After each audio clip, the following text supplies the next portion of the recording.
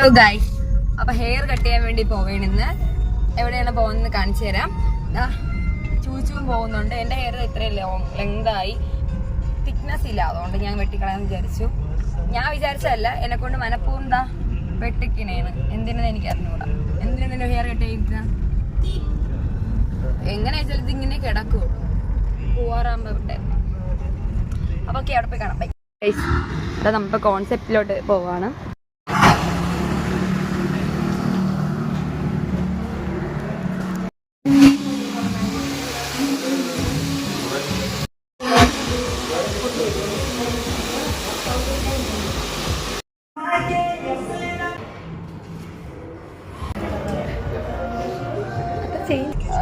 കോൺസെപ്റ്റിൽ നിന്ന് ഇറങ്ങി.